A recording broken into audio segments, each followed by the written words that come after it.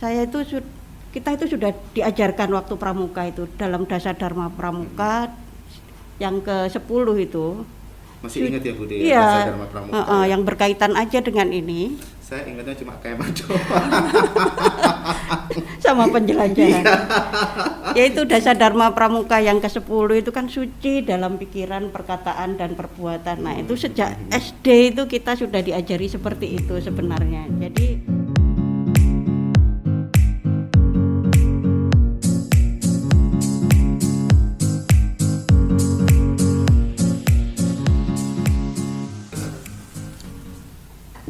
Assalamualaikum warahmatullahi wabarakatuh. Salam sejahtera untuk kita semua. Shalom, Om Swastiastu, Namo Buddhaya dan salam kebajikan. Halo kawan pajak, ketemu lagi dengan saya Frandi, host kalian di acara Mojok Podcast episode ke-5.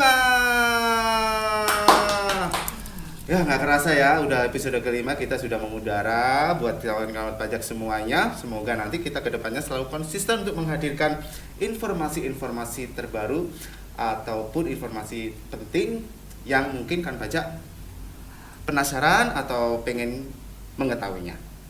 Oke, untuk selanjutnya mungkin saya mau bacain berita dulu ya. Kita selalu menyisipkan berita-berita yang mungkin penting sekali untuk kawan pajak ketahui. Salah satunya ini kita kutip dari kompas.com.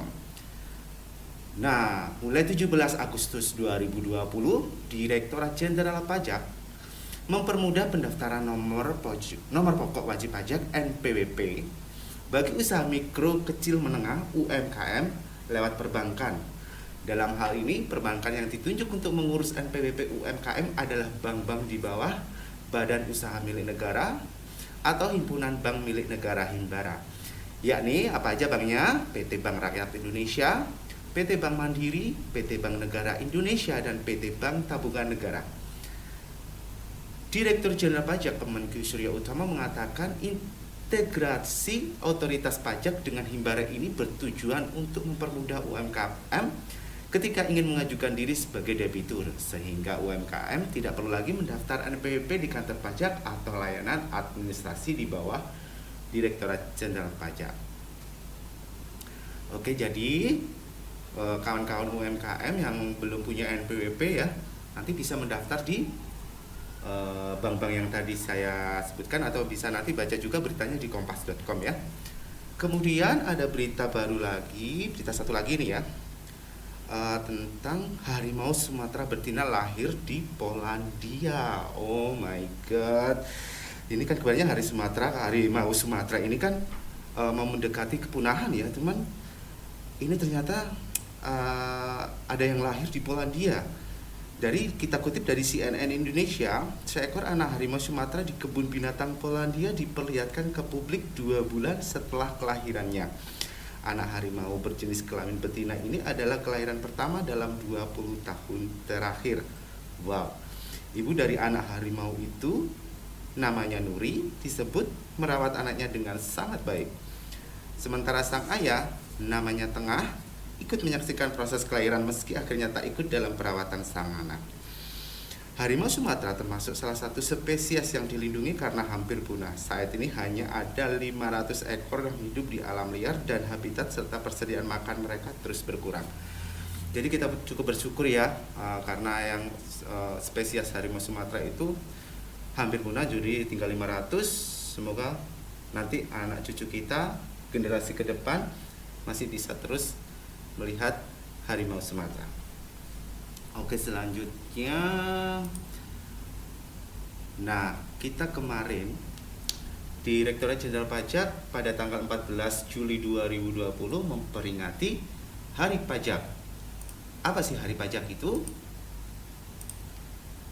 Hari Pajak pada tanggal 14 Juli telah ditetapkan sebagai Hari Pajak melalui Kep 313 Keputusan Direktorat Jenderal Pajak tanggal 22 Desember 2017 pada tanggal 14 Juli 1945 merupakan momentum penting dalam sejarah perjalanan organisasi perpajakan di Indonesia pada masa awal pasca proklamasi. Dalam rangka penghormatan terhadap sejarah perjuangan bangsa serta memotivasi para insan Fikus, maka perlu menetapkan tanggal tersebut sebagai hari pajak yang diperingati di lingkungan Direktorat Jenderal Pajak. Berlatar belakang sejarah tersebut, maka tanggal 14 Juli 1945 itulah yang diacu sebagai hari lahir pajak. Penetapan tanggal 14 Juli sebagai hari pajak tentu akan memberikan legitimasi historis kepada Direktorat Jenderal Pajak sebagai sosok guru utama kekuatan negara. Nah, untuk memperingati hari pajak itu, kawan pajak KPP Pratama Mojokerto juga mengadakan beberapa kegiatan ya. Beberapa kegiatannya itu adalah satu, pajak bertutur yang kita laksanakan secara daring atau secara online melalui Zoom dengan siswa-siswa SMK ya. Oke, terus kemudian ada DJP Peduli, ada pajak bertilawah, kemudian ada berbagai lomba, kita sebutkan lomba fotografi, lomba mural, dan lomba artikel. Penasaran gimana serunya? Kita saksikan cuplikan video berikut ini. Let's go!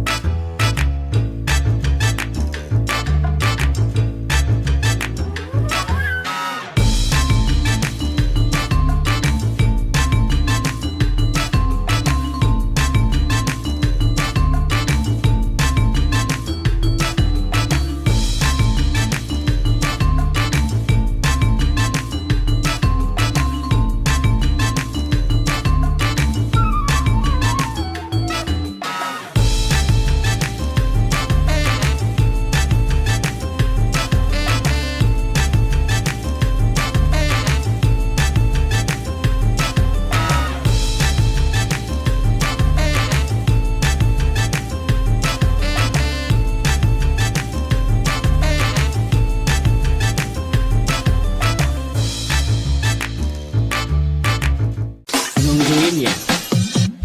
Cintaku bukan di atas kertas, cintaku di karangnya sabar. Tak perlu dipaksa, tak perlu dicari, karena ku yakin ada jawabannya. Oke kawan pajak, itulah tadi beberapa cuplikan kegiatan-kegiatan KPP Pratama Mojokerto dalam rangka memperingati Hari Pajak pada tanggal 14 Juli 2020. Nah, untuk episode kali ini, episode kelima Mojok Podcast, kita akan menampilkan pemenang lomba artikel. Nah, siapa pemenangnya lomba artikel itu sudah ada di samping saya, ibu yang cantik jelita. Mohon maaf, walaupun memakai masker masih kelihatan dari sorot matanya, keayuannya, wibawanya. Penasaran siapa beliau? Ho ho ho ho, behold. Tahan. Mari kita sambut Ibu Dewi Kurniastuti. Halo Bu Dewi. Iya, Mas Frandi. Sapaannya saya biasa memanggil dengan Bude ya. Iya, Kita itu. jadi ngobrolnya pakai Bude aja Iya, ya. wes nama beken. Nama bukan ya. Udah jadi artis ya Bude ya. Alhamdulillah Alhamdulillah. loh, sudah nenek-nenek masih dipanggil Bude. Loh, nenek-nenek. Iya. Masih muda banget tuh Bude. Iya, tapi ya Bude terus, nggak nenek. Oke, Bude perkenalkan dong ke sama kawan-kawan pajak. Nama, di mana lahirnya dan lain-lainnya, silakan. Monggo. Ya, nama lengkapnya Dewi Kurniastuti. Hmm. Biasanya dipanggil Bude memang. Iya, iya. Sudah punya cucu 1 tapi tetap aja Bude. Jadi nggak mau dipanggil nenek nih? Nggak mau. Eyang juga nggak mau? Enggak. Oh ya udah ya. Iya.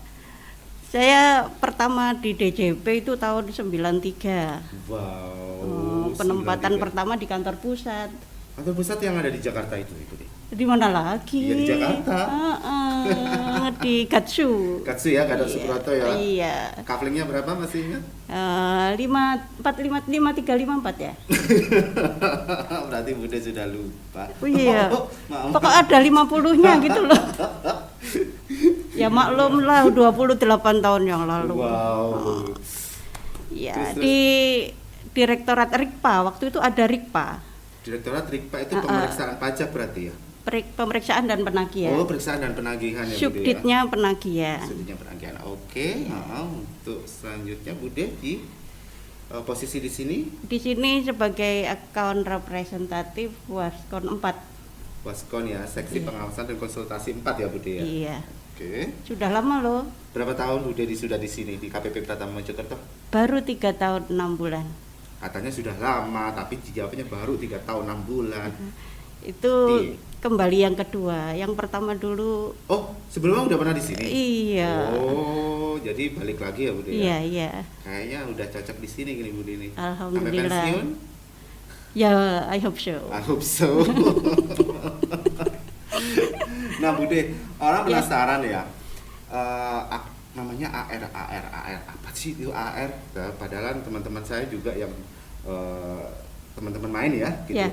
AR itu di tempat lu apa sih gitu kan? Iya. Apa sih? Nah, Bude bisa menjelaskan nggak? Belum apa menemukan bahasa Indonesianya ya, AR? AR Iya, ya. AR itu seperti apa Bude? Ya, AR itu bertugasnya itu menjembatani. Jadi dia itu sebagai jembatan yang menghubungkan antara wajib pajak dan kantor pajak. Oh. Memang AR itu power fleksibel. Itu Bisa, kerjaan yang iya. Bisa sangat tempat fleksibel ya? konsultasi. Kita juga bisa meneliti. Kita bisa mengawasi. Bisa juga mendatangi. Tuh, Apa aja mendatangi. tadi? Mendatangi, Ya. mengawasi, meneliti. Ya, Apa tadi? Curhatan. bisa curhatan. Wow. Iya. Curhatan Sering ya. loh WP curhat itu. Sering ya Bude? Iya. Tapi nanti ya kapan-kapan kita bahas ya curhatan WP ya Bude ya. Siap. Oke. Kemudian Bude, hobinya apa aja nih Bude? Wah, hobi saya sebenarnya nih pegang raket juga. Wow. Tapi raketnya itu kalau sudah bunyi tok tok, terus ada asapnya, terus ada bau seng, itu puas saya. Raket, ada bau asap seng, ada top. Raket apa itu Bude? Itu saya itu tiap sore gini-gini puas itu, apalagi kalau habis dicas gitu ya raketnya. Oh. Nyamuk. Saya mikirnya olahraga apa? Bener, coba aja kalau bunyinya semakin kencang semakin puas. Iya benar. Saya di rumah juga punya raket tapi bukan bunyinya tok. Iya, kadang gitu.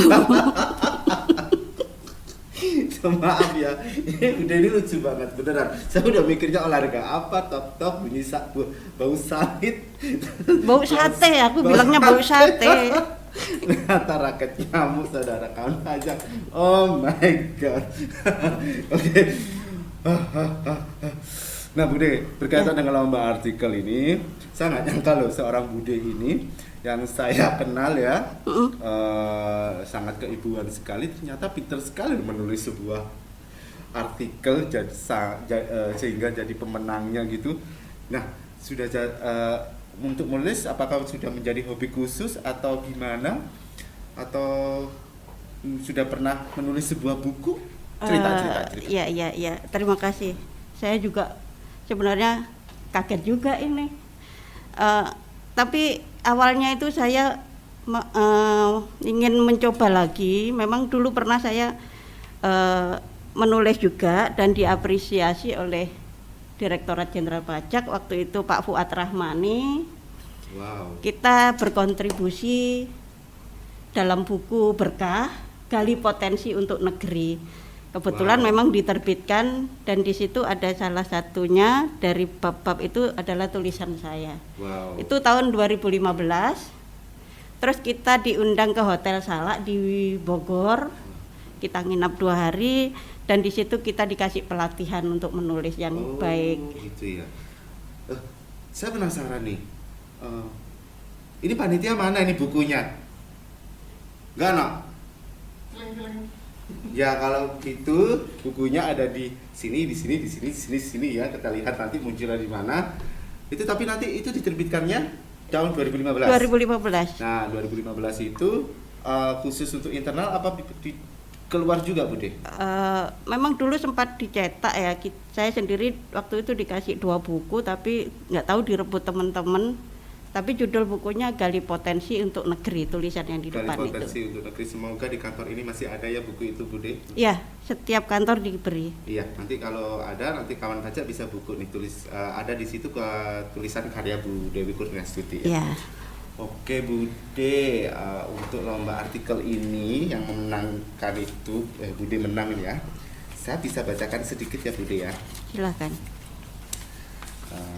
Ini ada beberapa nih yang poin-poin penting, bukan poin penting ya, saya tertarik ini Bude.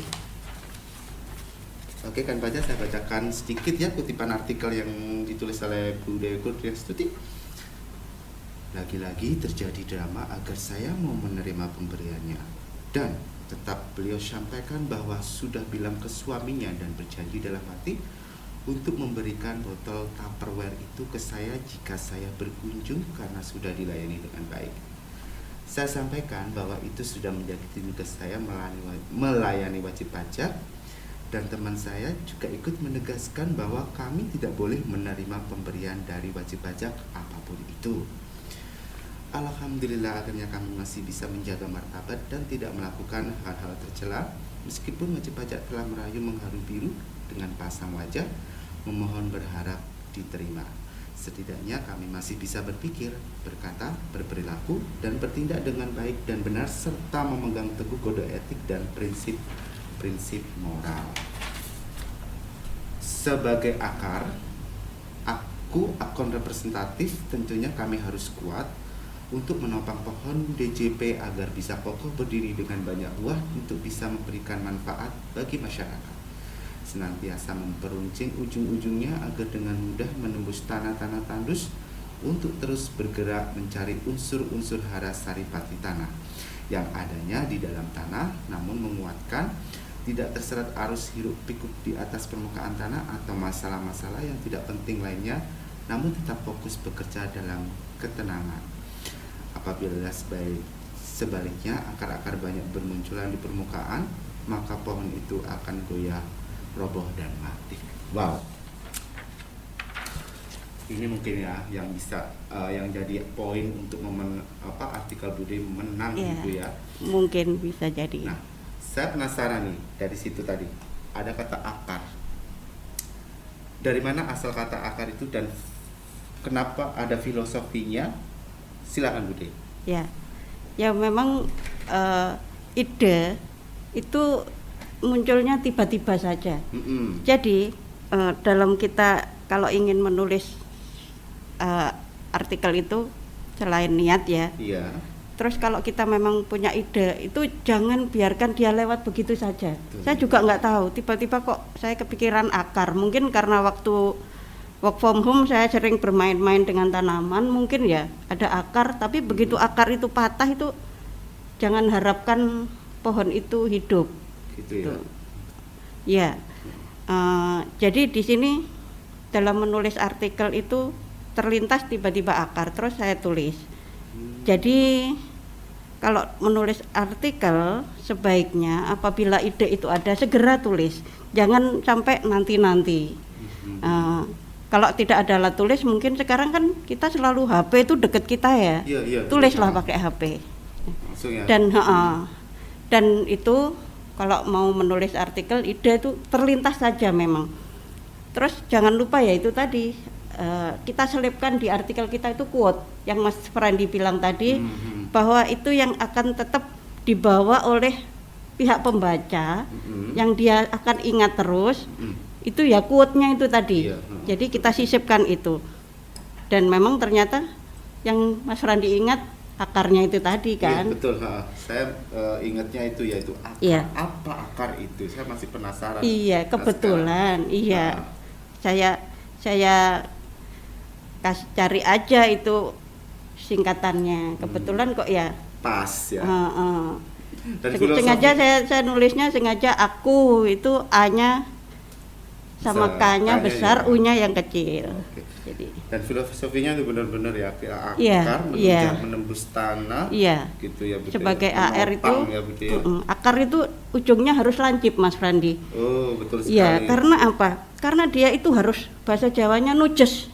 Nujes ke dalam tanah, di mana tanah itu ada yang gembur, ada yang tandus. Betul, Tetap betul. harus ditujes gitu. Hmm. Jadi harus lancip. Maksudnya di sini AR itu harus terus mempertajam berpikirnya dengan mempelajari peraturan-peraturan yang datang bertubi-tubi terutama tahun ini. Itu. Jadi kita harus mempertajam. Betul Bude.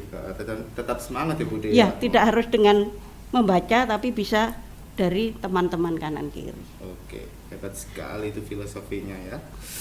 Nah Bude, untuk tema artikel yang diadakan ini ya, lomba artikel ini adalah kristalisasi nilai-nilai integritas. Nah, di sini juga ada cerita yang tadi saya sebutkan ya, saya bacakan sedikit tadi, di mana ada yang ingin memberikan sesuatu kepada Bude ya, Iya. karena sudah merasa dibantu atau gimana sebagai ucapan rasa terima kasih gitu ya. Iya. Tapi memang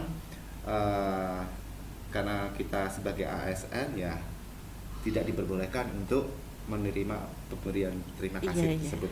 Nah, itu adalah salah satu bentuk dari integritas ya, nilai-nilai integritas. Nah, dari di mata Bu Dewi sendiri, integritas itu seperti apa sih? Ya. Integritas itu sebenarnya sih menurut saya adalah martabat yang tidak bisa dibeli. Betul Ya. sekali. Dan itu dari saya SD itu ya. Saya itu kita itu sudah diajarkan waktu pramuka itu dalam dasar Dharma Pramuka yang ke-10 itu. Masih ingat ya Bu Dewi? Iya. Dasar Dharma Pramuka ya? Yang berkaitan aja dengan ini Saya ingatnya cuma kemah doang. sama penjelajahan. Yaitu dasar Dharma Pramuka yang ke-10 itu kan suci dalam pikiran, perkataan dan perbuatan. Nah, itu sejak SD itu kita sudah diajari seperti itu sebenarnya. Jadi di sini integritas itu sebenarnya menurut saya itu sumber ketenangan yang menenteramkan. Karena apa? Kita bekerja itu bisa dengan tenang tanpa ewoh pekewoh gitu. Terus sekali Budi ya. Ya, dan tidak was-was lagi kan. Iya. Oh gitu ya. Jadi kalau kita itu jalannya sudah lurus, jadi kita sudah mantap, niat sudah ini, tidak ingin berbuat sesuatu yang merugikan, ya kita akan merasa aman-aman saja ya untuk melakukan segala sesuatunya ya Bude ya. Iya. Karena memang kita sebagai ASN juga ada yang prinsip-prinsip atau yang kode-kode atau yang itu yang harus kita pegang benar-benar ya. Iya. Nah, itu adalah panduan seorang ASN untuk bekerja terus. Dan kita sebagai pegawai Direktorat Jenderal Pajak pun seperti itu ya, harus ada mematuhi itu ya. Betul sekali. Nah, kenapa nih ya kita tidak boleh menerima pemberian? Kalau menurut Bude gimana? Ya, karena apabila kita sekali saja membuka pintu dengan menerima pemberian itu, itu akan menjadi pintu masuk untuk pemberian-pemberian berikutnya. Jadi jangan sampailah sekalipun dibuka pintu yang pertama itu. Iya, karena Makanya jangan menerima agar tidak mendapatkan pemberian-pemberian berikutnya. Iya, Bude. Nah, karena pemberian itu kan termasuk gratifikasi ya. Macamnya pun banyak banget sekali ya. Masa sih semuanya ada wajib pajak, Jeng, saya ini punya diskon loh Jeng, gitu tau. Ada diskon 50% kalau Jeng bisa membantu saya, nanti saya kasih diskon 50% gitu kan di toko ini gitu kan. Ya seperti itu ya contohnya ya. Iya. Nah, atau juga yang tadi yang Bude tulis tadi memberikan hanya sebotol Tupperware ataupun nanti bisa memberikan bingkisan kue kering kayak gitu kan juga termasuk gratifikasi ya Bude ya. Nah, Yang berdasarkan pengalaman Bu Dewi itu ada berapa macam aja yang Bude alami BP itu menawarkan pemberian itu? Kalau pernah alami selama 28 tahun bekerja itu ya banyak sekali. Macam-macamnya seperti apa aja? Ya banyak lah. Termasuk Seperti Tupperware ini. ya, terus uang dimasukkan di amplop di emak pernah juga gitu. Tapi Ada kita kayak gitu ya, Bude? iya, tapi kita berusaha untuk mengembalikan dengan pendekatan yang fleksibel. Iya betul. Kalau serem banget ya kayak gitu Bude ya. Iya. Kadang sesuatu itu yang kita ini akhirnya jadi jebakan untuk kita sendiri ya. Iya. Makanya sih ya kawan pajak ya, kita sebagai ASN ya Bude ya, memang intinya kita sudah ada panduan Iya. untuk tidak melakukan hal-hal itu. Banyak sekali macamnya yang mungkin akan merugikan diri kita sendiri. Iya. Jadi kita sebaiknya mengikuti aturan-aturan saja ya Bude ya. Jangan pernah memulai untuk membuka pintu menerima pemberian. Ya. Bude, mohon maaf nih waktunya kita untuk pamit. Tapi sebelum pamit ya Bude ya, Ya. ini harapan Bude sebagai AR itu apa? Di dalam bekerja sih saya inginnya hubungan kita jangan hanya bersifat formal sistemik ya. Tapi Gitu ya. karena gini, menurut saya untuk membangun teamwork yang solid itu tidak hanya dibutuhkan sifat formal sistemik tadi, tapi juga dibutuhkan ikatan emosi batin yang hangat. Ikatan Ya. emosi batin yang hangat. Ya, itu maksudnya adalah setiap anggota komunitas kerja yang kita sebut teamwork tadi Iya, betul. itu merasa diterima, dihargai, dan dipahami dalam dia berhubungan sesama anggota komunitas kerjanya. Dengan begitu nanti produktivitas pun akan meningkat seiring dengan kita mengapresiasi aktualisasi dirinya gitu. Jadi harapan saya kehangatan keluarga besar KPP Pratama Mojokerto itu harus ditumbuh tingkatkan begitu. Jadi kekeluargaannya itu gimana nanti itulah yang akan menjadi sebuah unforgettable relationship. Itu yang akan diingat pada saat pegawai itu keluar dari mutasi gitu dari KPP Mojokerto, kehangatan dalam keluarga. Kehangatan. Jadi ada unforgettable relationship. Oke, segitu dulu kawan pajak. Terima kasih atas perhatiannya menyaksikan podcast episode kali ini. Jangan lupa cek podcast kita berikutnya. Jangan lupa subscribe di channel kita. Jangan lupa kasih like yang banyak. Dan sampai jumpa berikutnya. Wassalamualaikum warahmatullahi wabarakatuh. Waalaikumsalam.